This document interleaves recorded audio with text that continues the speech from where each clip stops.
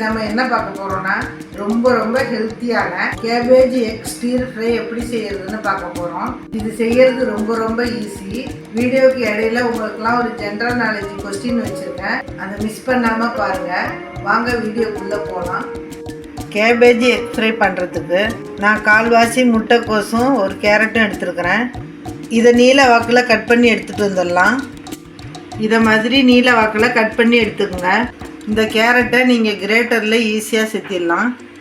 இதை அப்படியே ஒரு ஓரமாக வச்சுட்டு ஒரு பவுலில் 2 முட்டையை உடச்சி ஊற்றிக்கலாம்.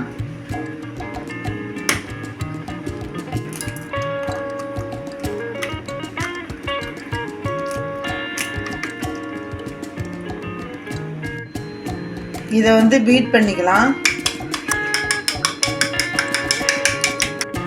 இப்போ அடுப்பில் ஒரு கடாய் போட்டு 1 ஸ்பூன் எண்ணெய் ஊற்றிக்கலாம். இதில் நம்ம அடித்து வச்சுருக்கிற முட்டையை ஊற்றிக்கணும்.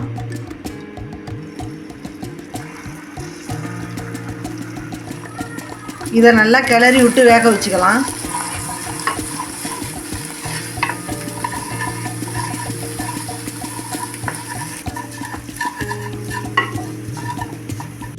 இது மாதிரி கிளறி விட்டு வந்ததும் ஒரு பவுலுக்கு மாற்றிக்கலாம்.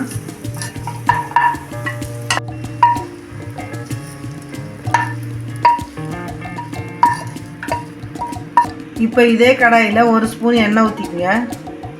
5 பல்லு பூண்டும் ஒரு சின்ன துண்டு இஞ்சியும் பொடியாக கட் பண்ணி வச்சுருக்கிறேன். இதை இந்த எண்ணெயில் போட்டுக்கலாம். கூடவே அரை வெங்காயத்தை பொடியாக கட் பண்ணி வச்சுருக்கேன், அதையும் இதில் சேர்த்துக்கலாம். இதை 1 நிமிஷத்துக்கு வதக்கிக்கணும்.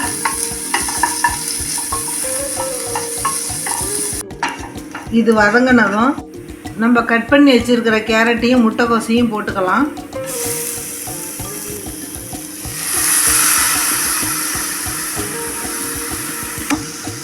இது கூடவே அரை ஸ்பூன் தூள் உப்பு போட்டுக்கலாம். இது நல்லா கிளறி விட்டு 3லேருந்து 4 நிமிஷம் வேகட்டும். 3 நிமிஷத்துக்கு வெந்ததும்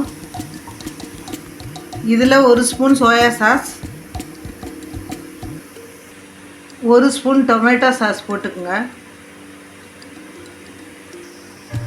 கூடவே அரை ஸ்பூன் பெப்பர் போட்டுக்கலாம். இது எல்லாத்தையும் நல்லா மிக்ஸ் பண்ணி விட்டுக்குங்க.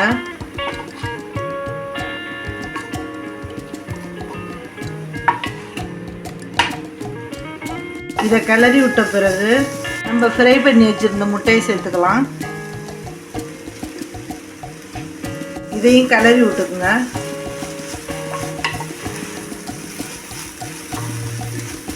இன்னைக்கான ஜென்ரல் நாலேஜ் கொஸ்டின் என்னன்னா, பிறப்பது முதல் இறப்பது வரை தூங்காத பிராணி எது? திரும்பவும் சொல்கிறேன், பிறப்பது முதல் இறப்பது வரை தூங்காத பிராணி எது? ஆன்சர் தெரிஞ்சால் கமெண்டில் சொல்லுங்கள். கடைசியாக உங்கள்கிட்ட ஸ்ப்ரிங் ஆனியன்ஸ் இருந்தால் கொஞ்சம் போட்டுக்குங்க, இல்லைன்னா கொஞ்சம் கொத்தமல்லி தழை தூவி விட்டு இறக்கிக்கலாம். அவ்வளோதான், கேபேஜ் எக் ஃப்ரை ரெடி ஆகிடுச்சு. ஸ்டவ்வை ஆஃப் பண்ணிடலாம். இதை நீங்கள் காலையில் நைட்டுக்கு டிஃபனாகவும் சாப்பிட்லாம், இல்லாட்டி நீங்கள் ஸ்நாக்ஸாக கூட செஞ்சு சாப்பிட்லாம். இதை விட ஹெல்த்தியான டிஷ்ஷு வேறு எதுவுமே இல்லை.